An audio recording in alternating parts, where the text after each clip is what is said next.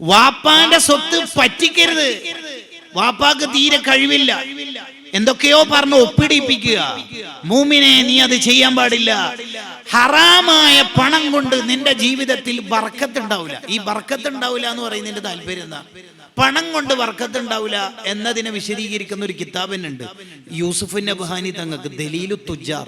മുഴുവൻ ബിസിനസ്സുകാരും ഏതെങ്കിലും ഒരു സോൺ പ്രസിഡന്റായ ഉസ്താദിനെ കൊണ്ടോ ഗാർഡനിലെ ഒരു മുദരിസായ ഉസ്താദിനെ കൊണ്ടോ അത് നിർബന്ധമായും ഓതി പഠിച്ചാൽ 2 ആഴ്ച കൊണ്ട് അത് പൂർത്തിയാവും ചെയ്യും.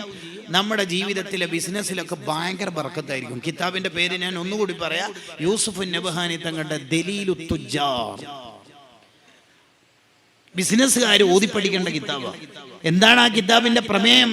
എങ്ങനെയാണ് ഹലാലായ രീതിയിൽ കച്ചവടം നടത്തേണ്ടത്?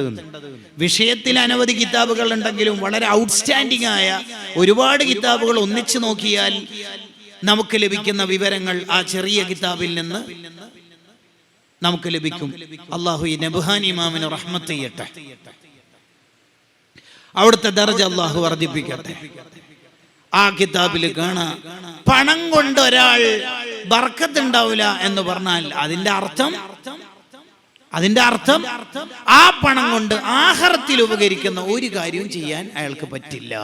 അതാണ് അതിന്റെ അർത്ഥം. ഒരർത്ഥം ആഖിറത്തിൽ ഉപകാരമുള്ള ഒരു കാര്യവും ചെയ്യാൻ അയാൾക്ക് കഴിയൂല ആ പണം കൊണ്ട്. 5 പൈസ നമ്മൾ വാപ്പാനെ ഉമ്മാനെ പറ്റിച്ചിട്ട് കയ്യിലാക്കിയാൽ അത് വലിയ പ്രശ്നമായിരിക്കും.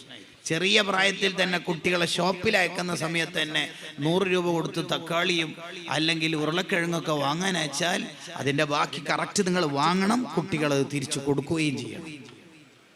ബാക്കിയുള്ള ആളെ പറ്റിക്കണമല്ലോ ഉമ്മാനും ഉപ്പാനും പറ്റിക്കണത്.